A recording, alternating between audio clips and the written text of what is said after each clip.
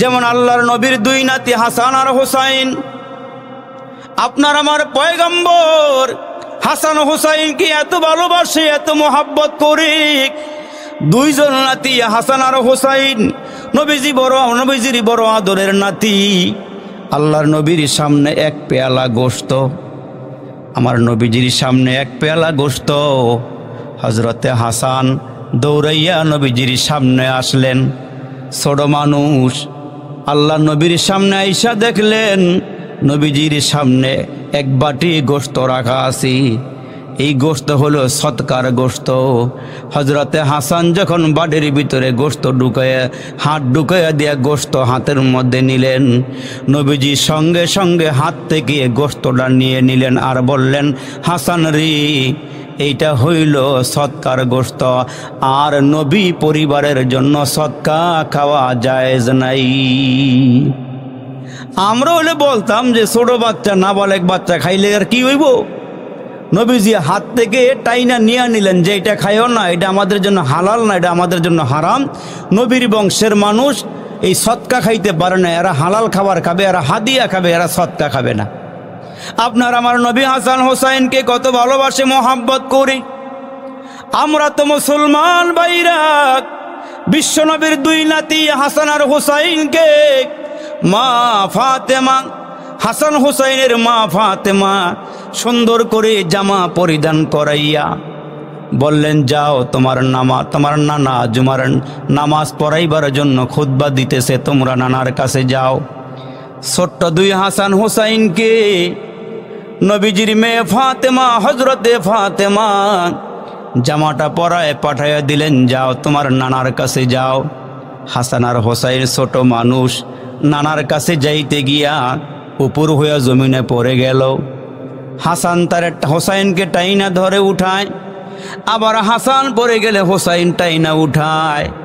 আমার নবীজি খুতবা দিতেছিলেন, খুতবাটা বন্ধ করি সাহাবীদের কাতারটা একটু ফাঁক করিয়া হাসান হোসাইনকে বাহিরের থেকে নিয়ে আসলেন আর বললেন, সাহাবীরা মন খারাপ করিও না, আমার এই দুই নাতি হবে জান্নাতের যুবকদের সর্দার। এই দুই নাতি হবে জান্নাতের যুবকদের সর্দার হবে। তোমরা মন খারাপ করিও না, আমি আমার নাতিদেরকে তোমাদের সামনে খুতবা বন্ধ করে আমি বাহির থেকে নিয়ে আসছি, তোমরা মন খারাপ করিও না, তোমরা মন খারাপ করিও না। এই হাসান আর হোসাইনকে নবীজি এত ভালোবাসতো। তো হাসান হোসাইন যখন দুনিয়াতে আসছে, নবীজি এক কানে আজান দিলেন, আরেক কানে একামত দিয়ে দিলেন।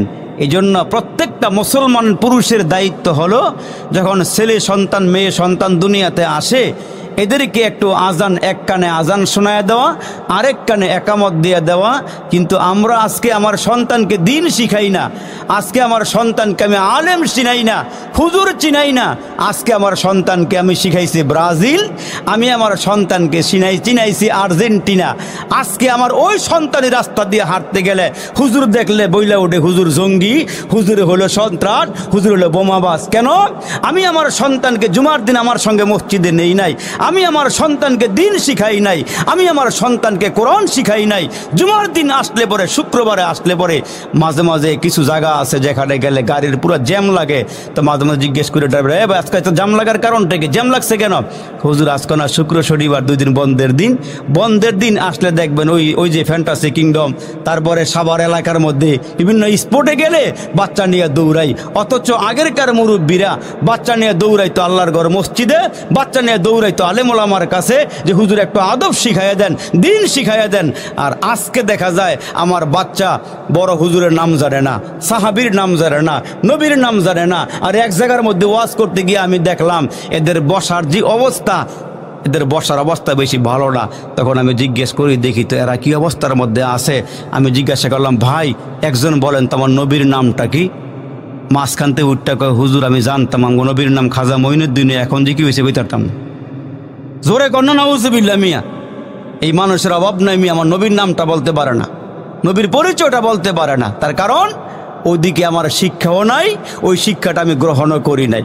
এত যে জন্য আল্লাহ রসুল বলেন, যখন তোমার সন্তান ভূমিষ্ঠ হবে ওই সন্তানকে একটা সুন্দর নাম রাখবা, ওই সন্তানের আকিকা দিবা, সন্তানকে দিন শিখাইবা। এটা হচ্ছে পিতামাতার দায়িত্ব। জোরে কোন সুবহানাল্লাহ। সন্তানকে দিন শিখাইবেন। আজকে আমার সন্তান বিধর্মীদের পথে পা বাড়াইতেছে, ওই পথে হাঁটতেছে, ওই পথে চলতেছে। আসার সময় দেখলাম একটা ছেলের দিকে তাকায় আমার বড় মায়া হইল। সারা মাথার মধ্যে চুল নাই, সাইডের এই সাইডে দেখলাম কোনো চুল নাই, মাঝখানে বনরুটি বানায় রাখছে। কি বানায় রাখছে? হাইশো না মিয়ারা, তোমরা আমাদের ভবিষ্যৎ। সারা মাথায় চুল নেই, মাঝখানে বনরুটি। আবার দেখি একটার দিকে ছায়া দিয়ে একটা গেঞ্জি পরছে, সামনে এক বেডি, পিছনে আর এক বেডি, ডাইন দিকে এক বেডি, বাম দিকে এক বেডি, ছবি ছবি। অর্থাৎ হ্যার ডাইনে বামে ফেরেশতা, হ্যার দিকে আসবো দূরের কথা, হ্যার কাছে কুত্তই হয়তো না। তার কারণটা কি? ওই যে আজকে টিভি খুললেই দেখে গেঞ্জিটার স্টাইলটা কি, প্যান্টের স্টাইলটা কি। এখন প্যান্ট পরে, ওপরে পকেট, নিচে পকেট, বাইরে পকেট, সামনে পকেট, পিছনে পকেট। একটা জিগাইছিলাম কি এত পকেট কিনলে গা? হুজুর পলিথিন বাইরে বন্ধ হওয়ার পরে এই ফ্যান বার হয়েছে। পলিথিন বন্ধ হওয়ার পরে বলে ফ্যান বার হয়েছে। বাজারে গেলে হুজুরে একদিকে মাছ লবণ লাগবে, একদিকে তরকারি লবণ লাগবো। আবার মাঝে মাঝে কিছু স্টাইল দেখলে এমন লাগে, এরা কই শিখলো এই স্টাইল? তার কারণ শিখার কারণ হইল এরা তো মুসলমানের দাসে চলে না, এরা ইহুদি বেঈমানদের দাসে চলে। যার কারণে ওইগুলো যে যেমন দেখে এরা এমন স্টাইল করে চলে। যেমন এক জায়গাতে ওয়াজ করতে যাওয়ার সময়, আমরা সারা বাংলাদেশ ঘুরি তো, আগে তো এলাকা ভিত্তিক ওয়াজ করতাম, এখন সারা বাংলাদেশে দৌড়াইলে অনেক জায়গার মধ্যে অনেক কিছু দেখা যায়। তো এক জায়গাতে গিয়ে দেখলাম যে একটা ছেলে আমার সামনে খানা খাইতে বসছে হোটেলের মধ্যে। তা আমি ছায়া দেখি, হ্যাঁ একটা ফুল শার্ট পইরা একটা হাফ গেঞ্জি উপরে পরে রাখছে। তবে চিন্তা করলাম কি রে, একটা ফুল শার্ট গায়ে দিয়ে হাফ গেঞ্জি উপরে, কারণটা কি? তা আমি এরে বাইল দিয়া যাতে এরা আবার রাগ না করে, আমি বললাম মিয়া ভাই তুমি একটু দাঁড়াও তো, তোমার একটু দেখি।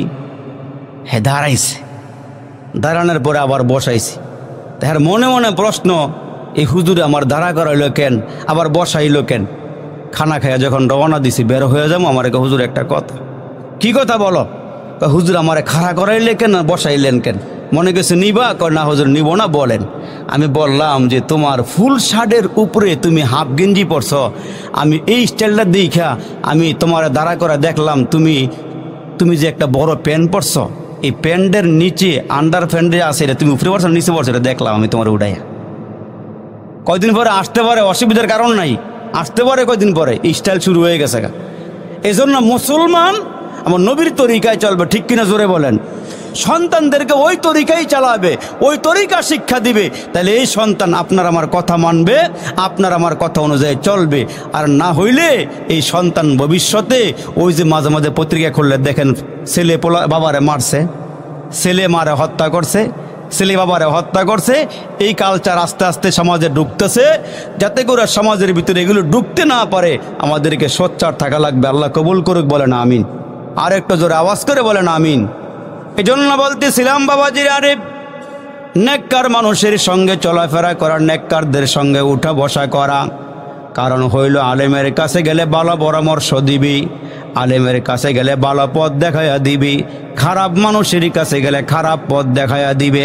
এই জন্য মুসলমান ভাইরা রে আমার, নবীর তরিকায় চলবো, নবীর কথাগুলো মানব।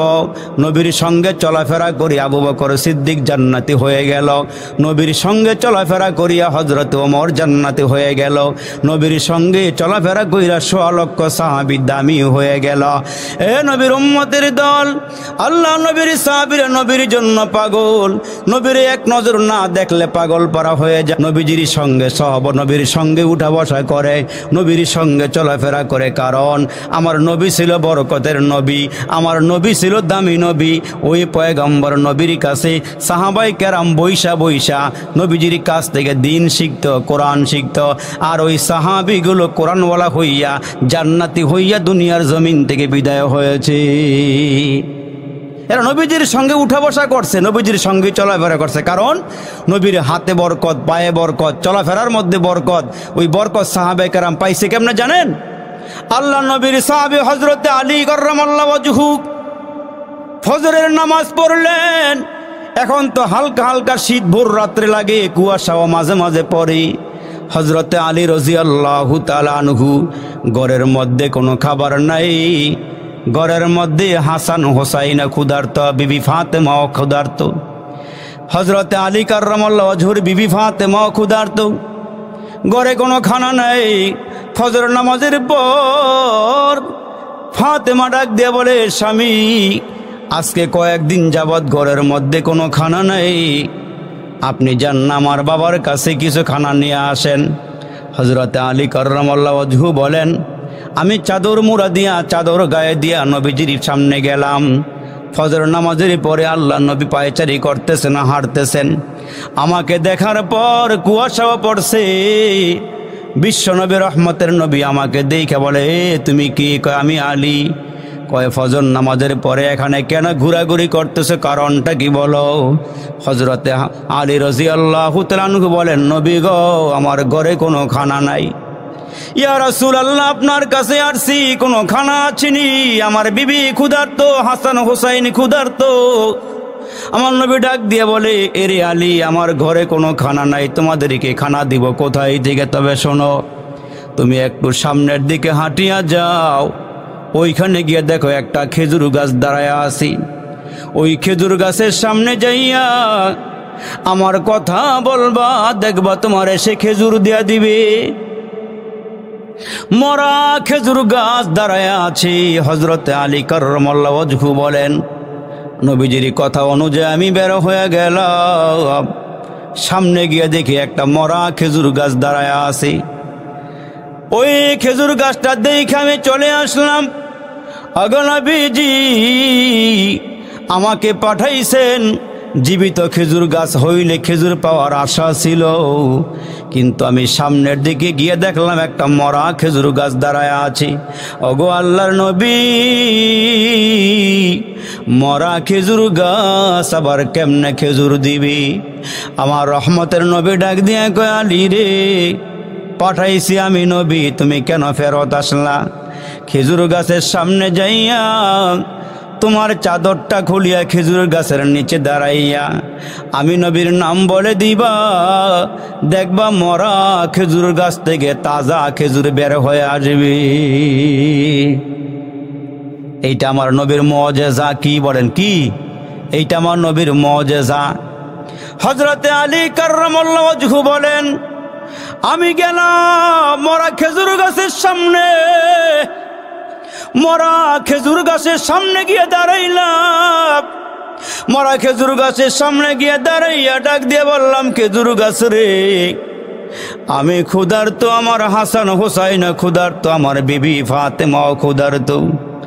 আমি তোর সামনে দাঁড়াইছি রে, আমি নিজে নিজে আসি না, আমার পয়গম্বর আসার জন্য আমারে বলেছি, এরে খেজুর গাছ, তুই আমার নবীর কথা শোন, আমারে কিছু খেজুর দিয়া দি। হযরতে আলী বলেন, আমার নবীর গাছে চিনি, মাছি চিনে, চন্দ্র সূর্য চিনি, আমার নবীর দুনিয়ার সব মাখলুকাতে চিনে। পেয়ারা নবীর নাম নিয়া খেজুর গাছের সামনে দাঁড়াইলাম। দাঁড়াইয়া আওয়াজ দিলাম, এ খেজুর গাছ, আমি ক্ষুধার্ত। পয়গম্বরে আরবি বলেছেন, খুদ তুই আমারে খেজুর দিবি। হযরতে আলী বলেন, আমি যখন মরা খেজুর গাছের সামনে চাদরটা মেলিয়া ধরলাম, খুলিয়া ধরলাম, আমি ওপরের দিকে তাকায়া দেখি মরা খেজুর গাছ থেকে তাজা তাজা খেজুরগুলো পড়তে শুরু হয়ে গেছে। মরা খেজুর গাছ থেকে তাজা খেজুর যখন পড়া শুরু হয়ে গেল, মুহূর্তের মধ্যে আমার চাদরটা ভরিয়া গেল। মুহূর্তের মধ্যে চাদরটা ভরিয়া যাওয়ার পর আমি চাদরটা মুড়ি দিয়া নিয়ে আসলাম, রওনা হয়ে গেলাম। খেজুর যখন আমার চাদরটা ভরে গেল, আমি চাদরটা গুটাইয়া চাদরটা মুড়ি দিয়া নবীজির সামনে এসে দাঁড়ায় বললাম, ইয়া রাসূলুল্লাহ, ওগো নবীজি, এই নেন খেজুর নিয়ে আসছি। আমার নবী ডাক দিয়ে, আলী রে, খেজুর কই পাইলা? কয়, মরা খেজুর গাছের সামনে গিয়ে আপনার নামটা বলার সঙ্গে সঙ্গে আমার চাদরের মধ্যে তাজা তাজা খেজুরগুলো পড়া আরম্ভ হয়ে গেছে। বিশ্ব নবী রহমতের নবী ডাক দিয়া কয়, আলী রে, তুমি খোঁজ খেজুর লওয়া বন্ধ করলা কেন? তুমি যদি খেজুর লওয়া বন্ধ না করতা, কিয়ামত পর্যন্ত মরা খেজুর গাছ থেকে তাজা খেজুর পড়তেই থাকতো। কারণ আমি হইলাম আল্লাহর নবী। এ আলী, আমি আল্লাহর নবী, আমি আল্লাহর নবী। ভালো করে শোনেন এ আমার বাবাজিরা রে, এ মুসলমান ভাইরা রে, পিয়ার নবীরে গাছে চিনে, মাছে চিনে, মাটি চিনে, সব জিনিসে চিনে, পাথরে চিনে, ইটের কণায় চিনে, পাথরের কণায় নবীরে চিনে। নবীর জামানার মধ্যে সবচেয়ে বড় দুশ্মন, সবচেয়ে বড় নবীর দুশ্মন হইল আবু জাহিল্লায়। নবীজিরে পদে পদে পরীক্ষা করে, ওই পদে পদে পরীক্ষা করার পর আমার নবী শুধু পরীক্ষায় পাশই করে, ফেল করে না। সুবহানাল্লাহ। কোনোভাবেই আমার নবীকে ফেল করাইতে পারে না। আবু জাহিল্লাহ হাতের মুঠোর ভিতরে কতগুলো পাথর খণ্ড লইয়া, জমিনের থেকে কতগুলো পাথর, ছোট ছোট পাথর হাতের তালুর মধ্যে লইয়া মুষ্টি বন্ধ করিয়া নবীজির সামনে এসে দাঁড়াইছে। দাঁড়ায় বলে, মোহাম্মদ, তোমার কথা আমি জানি, দুনিয়ার সব কিছুও শোনে, চন্দ্রও শোনে, সূর্যও শোনে। কয় তাই নাকি? কয় হ্যাঁ, ভালো করে শোনেন, বসেন। নবীজির চাঁদেও চিনি, সূর্যও চিনি। আবু জাহিল্লা নবীর সামনে এসে কয়, বাতিজা রে, আমার হাতের মুঠোর ভিতরে কি আছে তুমি যদি বলতে পারো, আমি তোমার সামনে কালিমা পরে মুসলমান হয়ে যাব। একটা শর্ত লাগাইছি, আমার হাতের মুঠোর ভিতরে কি আছে তুমি যদি বলতে পারো, কালিমা পরে মুসলমান হয়ে যাও। মুষ্টি কিন্তু বন্ধ, দেখা যায় না কি আছে। আমার নবী ডাক দিয়ে কয়, চাচা, আমার বলার দরকার নাই, আপনার হাতের মুঠোর ভিতরে আপনি কি নিয়ে আসছেন আপনি ভালো জানেন। তবে যেইটা মুঠোর ভিতরে আছে এইটাই যদি সাক্ষ্য দেয় আমি আল্লাহর নবী, আপনি মানবেননি। আর একটু জোরে কন, যেইটা মুঠোর ভিতরে আছে ওইটাই যদি আমার সাক্ষী দেয় আমি আল্লাহর নবী, আপনি মানবেননি। কোন? হ্যাঁ মানব। আমার নবী বলতেছে, আচ্ছা তাহলে শোনেন, আপনার হাতের মুঠোর ভিতরে কি আছে এটা কানের কাছে লাগান। হাত যখন সামনের থেকে কানের কাছে আনছে, দেখে ভিতরের পাথর খণ্ড থেকে আওয়াজ আসতেছে, লা ইলাহা ইল্লাল্লাহ, লা ইলাহা ইল্লাল্লাহ, মুহাম্মাদুর রাসূলুল্লাহ সাল্লাল্লাহু আলাইহি ওয়াসাল্লাম। উর্দু কবি সুন্দর করে কয়, একদিন কা ওয়াকিআ अबू जाहिल ने कहा, आए मोहम्मद कह दीजिए मेरा हाथ में है किया, कहते ही कंकोरी कलिमा तैयब पढ़ते ही। আবু জাহেল লেখা, বাতিজা বুঝতে পারছি, জাদু করছো করছো, হাতের মুঠোর ভিতরে পাথর করে ফেলাইছো। নাউজুবিল্লাহ, জোরে কন। এই আবু জাহেল যা বলে, আবু কুবাইস একটা পাহাড় আছে ওই যে বাইতুল্লাহ শরীফের পাশে। তা আবু জাহেল্লাহ নবীজির সামনে এসে, বাতিজা আসো, তুমি যদি এই পাহাড়ের উপরে দাঁড়াইয়া আঙ্গুলটা ইশারা করে আকাশের চাঁদকে দুই খণ্ড করতে পারো, তাহলে আমি কালমা পরে মুসলমান হয়ে যাব। জমিনের ডাবাদ দেখেন, উপরের ডা। আল্লাহু আকবার। সমস্ত নবীদেরকে আল্লাহ তাআলা যে মুআজিজা দান করেছিলেন, একে আমার নবীরে তা দান করছিলেন। সুবহানাল্লাহ, জোরে বলেন। সব কিছুর নিয়ামত আমার নবীর আল্লাহ বেশি দিছে। আল্লাহু আকবার। এখন আমার নবীকে ডাক দিয়ে বলে, বাতিজা রে, যা বলে আবু কুবাইস পাহাড়ে গিয়ে আমার সামনে দাঁড়ায়া তুমি যদি আঙ্গুলটা উঁচু করে আসমানের চাঁদ রেখে দুই খণ্ড করে দেখাইতে পারো, বিশ্বাস করো বাতিজা, আমি কালমা পরে মুসলমান হয়ে যাব। ঠিক আছে তো, মানবেন তো? কাহা মানব। আমার নবী ডাক দিয়ে, আল্লাহ রে, আমার নিজস্ব কোনো ক্ষমতা নাই, সব ক্ষমতার মালিক কে? আওয়াজটা বাড়ায় দিয়ে বলেন না, সব ক্ষমতার মালিক কি? আন্নাল কুওয়াতা লিল্লাহি জামিআ, সব ক্ষমতার মালিক হলো আমার আল্লাহ। এ মুসলমান যুবকের আরিক, বিশ্বনবীর উম্মত হয়েছি আমরা দামি। আল্লাহ তাআলা বলেন আসমানের খুঁটি বানাই নাই। এ মুসলমান বাবা, আমরা এখানে যারা মুসলমান আছি আমরা হলাম আসমানের খুঁটি। একজন মুসলমান জমিনে থাকবে যার জবানে থাকবে আল্লাহ, 40 বছর পর্যন্ত কিয়ামত হওয়ার সম্ভাবনা নাই। তাহলে কিয়ামত পর্যন্ত কত মানুষ আসবে? এরে বাবা মুসলমান, জবানে থাকলেই হবে আল্লাহ আল্লাহ। আমার নবী পাহাড়ের উপরে দাঁড়ায় গেলেন। এ বাবা জিরারে দাঁড়াইয়া ডাক দিয়া কই মালিক, আকাশের চাঁদ 2 টুকরা করার ক্ষমতা আমার নাই, আমি তোমার ক্ষমতায় চলি।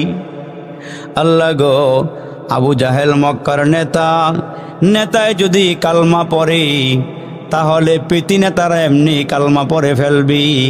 আল্লাহ তোমার কাছে আমি চাই আবু জাহিল্লাকে কালিমা পড়াইয়া দাও।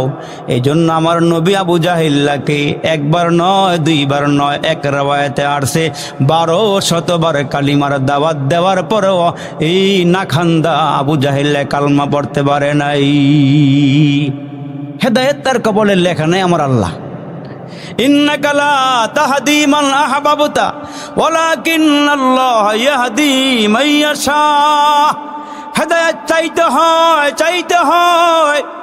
হেদায়েত দেওয়ার মালিক আমার আল্লাহ। ইমানটা দিয়েছেন আমার রব আল্লাহ। মাঝে মাঝে আল্লাহর কাছে দোয়া করবেন, রব্বানা লা তুজিগ কুলুবানা বাদা ইজ হাদাইতানা ওয়া হাব লানা মিন লাদুনকা রাহমা ইন্নাকা আনতাল ওয়াহ্হাব। আল্লাহ তুমি আমারে হেদায়েত দিয়া আমারে পথভ্রষ্ট কইরো না।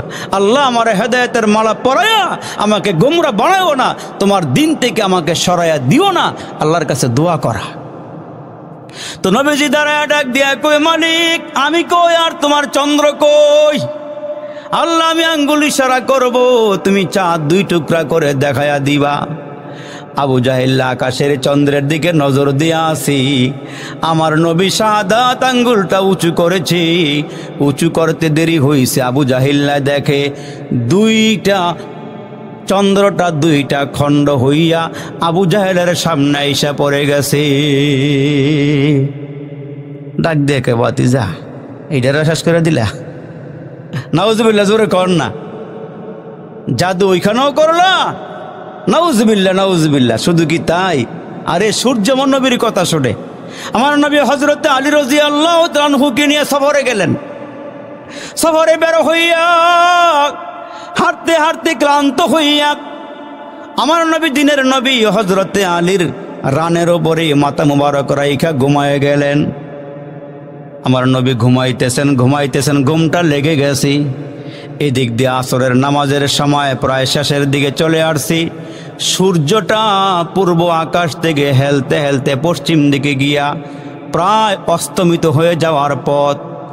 হযরত আলী রাদিয়াল্লাহু তাআলা আনহু তাকায়া দেখেন আসরের নামাজ প্রায় শেষের দিকে চলে আসছে।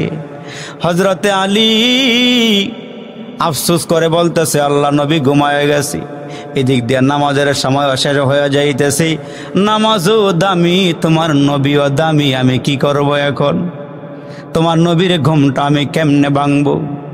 আবার এদিক দিয়ে নামাজও চলে যাইতেছে। রে মালিক, আমি কি করব? নামাজের সময় চলে যাইতেছি বিদায় দিলের মধ্যে একটা আঘাত লাগছে।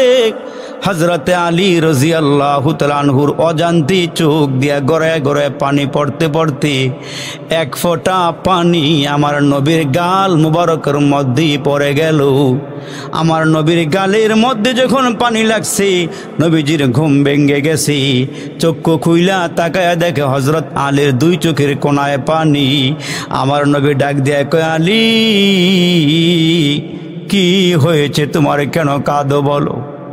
কি হয়েছে তোমার বলো, কেন কাঁদো? হযরত আলী রাদিয়াল্লাহু তাআলা আনহু ডাক দেয়া কয়, নবীজি কান্নার কারণ হইল আপনি আরাম করতেছেন, ঘুমাইতেছেন। ওগো নবীজি, আসরের নামাজের সময়টা প্রায় শেষ হইয়া মাগরিবের সময়টা কাছাকাছি চলে আসছি। আমার নবী ডাক দেয়া কয়, আলী রে, চোখের পানি আর ফলেও না পানি মুছে ফেলো, আমি আল্লাহর পয়গম্বর। আসরের সময় সূর্যটা যেখানে থাকার দরকার, আসরের নামাজটা পড়া দরকার, আমি তোমারে বলে দিলাম আসরের সময় যেখানে সূর্য দেখেছিলা অজু করো, দেখবা সেখানেই সূর্য আইসা হাজির হয়ে যাবে, সেখানেই সূর্য এসে হাজির হয়ে যাবে। আলী অজু করো, নামাজের জন্য দাঁড়াও। হযরতে আলী বলেন আমার নবীর মুজিজা, অলৌকিকতার ক্ষমতা, আমি তাকায়া দেখি সূর্যটা প্রায় অস্তমিত হয়ে যাওয়ার পথে ছিল, তাকায়া দেখি সূর্য ওই জায়গায় নাই, আসরের সময় যেখানে থাকা দরকার ওইখানে আইসা হাজির হইয়া গেছে। এই হলো আমার নবী, এই হলো উম্মতের নবী, আপনার আমার পয়গম্বর। দুনিয়াতে আল্লাহর কাছে কোনো কিছুই চায় নাই, ভালো খানা চায় নাই, ভালো বিছানাও চায় নাই, ভালো ঘরও চায় নাই, আরামের বিছানাও চায় না। জানেন কেন? আমার আল্লাহ ডাক দিয়া কয়, নবী গো, প্রত্যেকটা পয়গম্বরকে দুনিয়াতে একটা জিনিস চাইতে দিয়েছিলাম, চাওয়ার সঙ্গে সঙ্গে আমি দিয়ে দিয়েছি। একটা দোয়া কবুল হওয়ার শর্ত আমি দিয়েছিলাম, চাওয়ার সঙ্গে সঙ্গে ওই দোয়াটা কবুল হয়ে যাবে। আপনি আমার কাছে চান, দোয়া করেন, আমি আল্লাহ যেইটা চাইবেন সেইটাই দিয়ে দিব। আমার নবী আমাদের দিকে তাকায় কয়, আল্লাহ আমি এইটা দুনিয়াতে নিব না, এটা আমি হাসরের ময়দানে নিব, দুনিয়াতে আমি ওইটা নিব না রে মালিক। আমি চাই হাসরের কঠিন ময়দানে ওইটা আমারে দিবা। আমি আল্লাহ তোমার কাছে বলতেছি, আমি আমার একটা উম্মত হাসরের মাঠে থাকাকালীন আমি জান্নাতে যাব না, আমি আমার সবগুলো উম্মত নিয়ে জান্নাতে যাব। আমি ওইটাই তোমার কাছে চাই, আমি ওইটাই তোমার কাছে চাই, আমার সব উম্মত নিয়ে যেন আমি জান্নাতে যাইতে পারি। এই জন্য হাসরের ময়দানে আপনার আমার নবীর সামনে যখন আমাদেরকে জাহান্নামে নিয়ে যাওয়া হবে, ওই দিন আমার নবী আপনার আমার সামনে দাঁড়ায় বলবে, এ ফেরেশতারা এদেরকে কোথায় নিচ্ছ? জাহান্নামে নিয়ে যাচ্ছি। কেন? ওজন দেওয়া হয়েছে, মিজানের পাল্লাতে এদের নেকবদ ওজন দেওয়া হয়েছে, বদের পাল্লার ওজন ভারী হয়ে গেছে, নেকের পাল্লার ওজন হালকা হয়ে গেছে, এই জন্য জাহান্নামে নিয়ে যাচ্ছি। আমার রসুল বলবেন, এ ফেরেশতারা মনে কিছু নিও না, উম্মতের মিজানের পাল্লাটা আরেকবার আমার সামনে ওজন দাও। আরেকটু জোরে বলেন না সুবহানাল্লাহ। আরেকটু আমার সামনে ওজন দাও। তখন দেখা যাবে আপনার আমার বদের পাল্লার ওজন ভারী হয়ে গেছে, নেকের পাল্লার ওজন হালকা হয়ে গেছে। তখন আমার নবী ডান হাতখানা ওই নেকের পাল্লার ওজনে রাখবেন, তখন দেখা যাবে উম্মতের পক্ষে নেকের পাল্লার ওজন ভারী হয়ে যায়। এ হচ্ছে আমার নবী, এ হচ্ছে আমার পয়গম্বর। আপনাকে আমাকে অনেক ভালোবাসে, আপনাকে আমাকে অনেক মোহাব্বত করছে। নবীজি বলে গেছেন, তোমার জানের চেয়ে আমারে বেশি ভালোবাসবে, তোমার বিবির থেকে আমারে বেশি ভালোবাসবা, আব্বা আম্মার থেকে বেশি ভালোবাসবা, সন্তানদের থেকে বেশি ভালোবাসবা, ব্যবসার থেকে বেশি ভালোবাসবা, দুনিয়ার সব কিছুর চেয়ে আমারে বেশি ভালোবাসলে তোমরা হইবা মুমিন, আর ওই মুমিনরাই আমার সঙ্গে আল্লাহর জান্নাতে যাবে। সুবহানাল্লাহ। এই জন্য সাহাবাই কেরাম ঘরকে ঘর মনে করে নাই, বিবিকে বিবি মনে করে নাই, এরা চলে গিয়েছে নবীর সঙ্গে। রসুল যেখানে যাইতে বলেছেন সেখানেই চলে গিয়েছেন। তিনারা রসুলের সঙ্গে গিয়া জেহাদের ময়দানে গিয়েছেন, জেহাদ করেছেন। বউ ইতিম হয়ে গেছে, বাচ্চা ইতিম হয়ে গেছে, বউ বিধবা হয়ে গেছে, বাচ্চাগুলো ইতিম হয়ে গেছে। কিন্তু সাহাবাই কেরাম নবীজির ডাকে সাড়া দিয়া পুঙ্খানু হুকুম পালন করে তারপরে এরা দুনিয়া থেকে কবরে গেছে। আজকে আমাদের দিকে তাকাইলে দেখা যায় আমার ঘরে সুন্নত নাই, আমার মধ্যে সুন্নত নাই, অথচ দাবি করতেছে আমি নবীজির আশেক, নবীরে ভালোবাসি। অথচ ১৫০০ বছর আগে আমার নবী বলে গেছে, যারা আমার সুন্নতকে ভালোবাসবে তারা আমারে ভালোবাসবে। নবীজির একটা সুন্নতকে ভালোবাসা মানে আমার নবীকে ভালোবাসা। মান আহাব্বা সুন্নতি ফাকাদ আহাব্বানি ওমান আহাব্বানি কানা মাই ফিল জান্নাহ। রসুল কয়, যারা আমার সুন্নতকে ভালোবাসলো এরা যেন আমারে ভালোবাসলো, আর যারা আমারে ভালোবাসলো এরা আমার সঙ্গে জান্নাতে যাবে। সুবহানাল্লাহ, সুবহানাল্লাহ। তাহলে নবীর সুন্নতকে বিসর্জন দেওয়া যাবে না, নবীর সুন্নতকে বিসর্জন দেওয়া যাবে না। একটা আমল বলে দেই, আল্লাহ রসুল বলেছেন, যারা 5 ওয়াক্ত নামাজের জন্য ওযু করে, ওই ওযু করার আগে যারা ওই গাছের ডালা দিয়ে মেসওয়াক বানায়া মেসওয়াক করবে, আল্লাহ রসুল বলেন ওই মেসওয়াক যারা করবে 5 ওয়াক্ত, মৃত্যুর সময় ঈমান নিয়ে এরা কবরে যাইতে পারবে। গাছের ডালা দিয়ে মেসওয়াক যারা করবে, ওযুর আগে দিয়া মেসওয়াকটা চালু রাখবেন, আমরা যারা অজু করি ছোট্ট একটা মেসওয়াক ঘরে রাখবেন, তো পকেটে রাখবেন, এটা দিয়া অজু করার আগে একটু মেসওয়াক করবেন।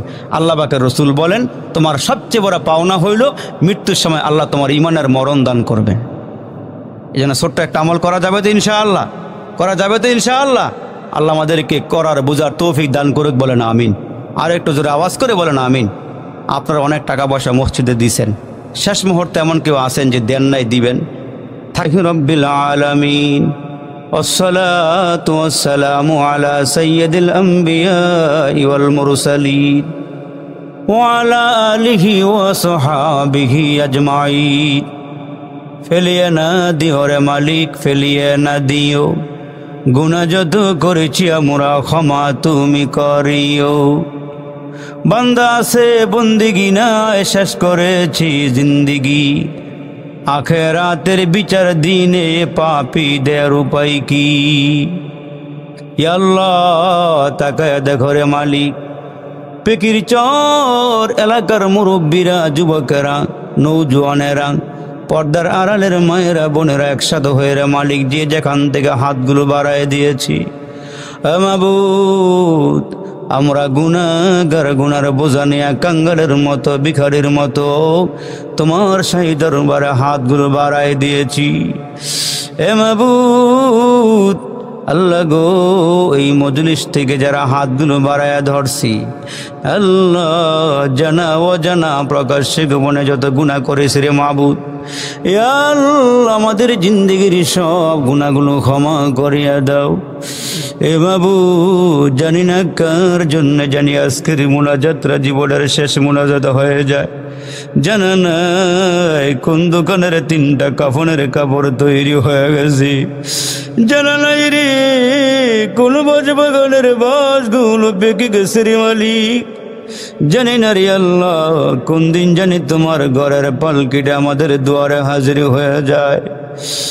এরে মাবুদ জানা না কে জানি গো আমাদেরকে জীবনের শেষ গোসলটা দিয়ে দেয়।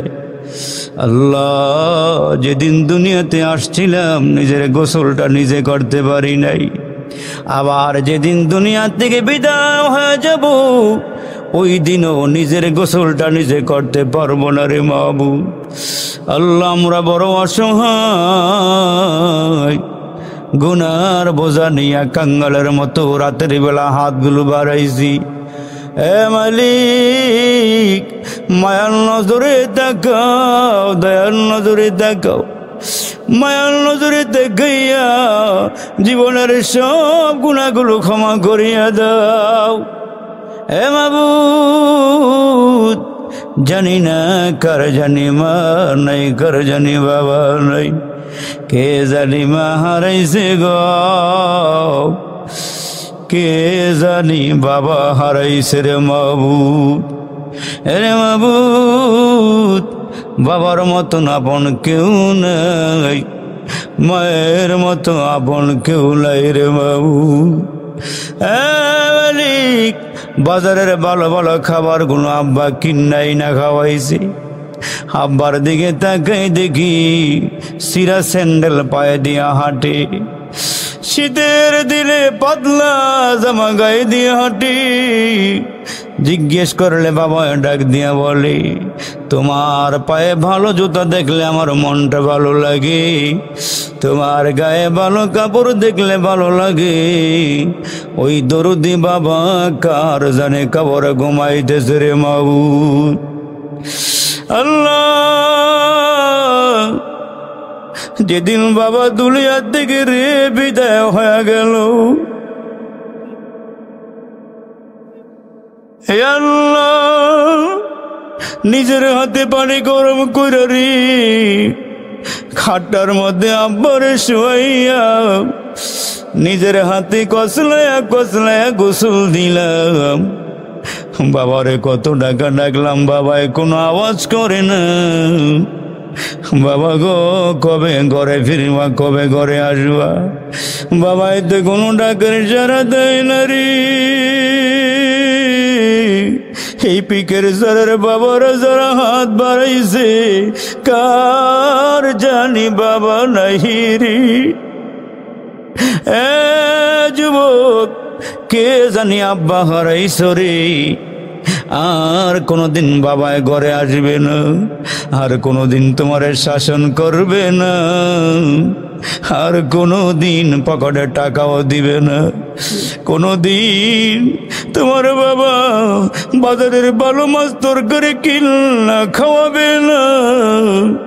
আল্লাহ রে, জানিলা কার আব্বার কবরে জাহান্নামের আগুনগুলো দাও দাও করিয়া জ্বলতেছে রে মাবুদ। এ আমার মুরব্বীরাও, ও আমার কলিজার টুকরা যুবকেরাও, আজকের এই ময়দান থেকে যদি আব্বার জন্য 1 ফোঁটা 2 ফোঁটা চোখের পানি ফালাইতে পারো,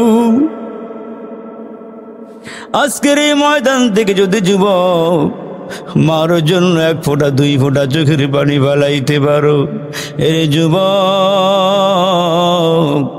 মা তোমার ঘর থেকে বের করিয়া যখন দিল, তুমি পড়তে রওনা দিয়েছ,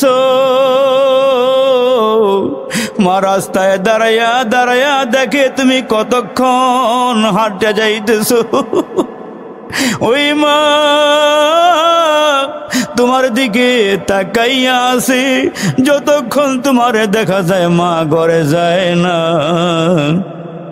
তোমারে আমারে মায়া তো আদর করছি, এত মায়া করছি, মাগো তুমি কেমনে জানি কবরে ঘুমাইতেছ গো মা। আজকে যদি এই পিকের চোরের দিকে রে যুবক 1টা ফোঁটা চোখের পানি মার জন্য ফালাইতে পারো, 1টা ফোঁটা চোখের পানি যদি আব্বার জন্য ফালাইতে পারো, ওই চোখের পানি দিয়া জাহান্নামের আগুনগুলো আল্লাহ নিভাইয়া দিবে। আব্বা আম্মা ডাক দিয়া দিয়ে বলবে, আল্লাহ কিসের পানি দিলা যে পানি দিয়ে আগুন নিভিয়া গেল? আল্লাহ এইটা কি জমজমের পানি দিছ, নাকি হাউজে কাউসারের পানি দিছ, নাকি আবে হায়াতের পানি? আমার আল্লাহ বলবে না, এইসব পানি নয়, তোমার সন্তান পিকের চরের মাহফিলে বইসা বইসা তোমাদের কথা স্মরণ কইরা কাঁদতেছে। ওই চোখের পানি আমি আল্লাহ কুদরতি হাত বাড়াইয়া সন্তানের চোখের থেকে আইনা তোমাদের কবরে ফালাইছি, জাহান্নামের আগুনগুলো নিভাইছি। এ যুবক, জীবনে কত চোখের পানি ফালাইছো রে ভাই, এ বাবা জীবনে কত কাঁদছো, আজকে আব্বার জন্য একটু কাঁদো, মার জন্য একটু কাঁদো।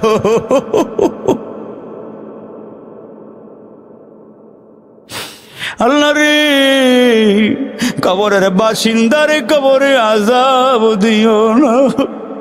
কার জানি দাদা নাই, কার জানি দাদি নাই রে, কার জানি নানা নাই, কার জানি নানি নাই রে। কে জানে শ্বশুর হারাইছে, শাশুড়ি হারাইছে, জোরার বাইটা কবরে ঘুমাইছে, বোন কবরে ঘুমাইছে। আল্লাহ সবাইকে মাফ করে দিও, কবরগুলো জান্নাতের বাগান বানায়া দিও। আল্লাহ মুরব্বীরা যারা আসছে, মুরব্বীকে আবু বকর সিদ্দিকের মতো বানাইয়া দিও। ইয়া আল্লাহ, যুবকদেরকে হযরতে খালিদ বিন ওলীদের মতো বানাইয়া দিও। আল্লাহ মাহফিলটা তুমি কবুল করে নাও, যুবক ভাইদেরকে কবুল করে নাও, এরা যেন প্রতি বছর মাহফিল করতে পারে সেই তৌফিক দিয়ে দাও। আল্লাহ যারা দান করছে দানগুলো কবুল করে নাও। আমার মায়েরা, আমার বোনেরা, আমার বাবারা, আমার ভাইরা যারা দান করছে দানগুলো কবুল করে নাও। আল্লাহ যারা হাজিরা দিছে প্রত্যেকের হাজিরাগুলো কবুল করে নাও। আল্লাহ সবাইকে নামাজি বানায়া দাও, মা বোনদেরকে নামাজি বানায়া দাও, মা বোনদেরকে দিনদার ইমানদার পর্দা ওলি বানায়া দাও। মোহাব্বতে ওয়াজ শুনলো যারা এই মাহফিলে আসিয়া, আল্লাহ তাদের মরণ কইর কাবা ঘরে নিয়া, আল্লাহ তাদের মরণ কইর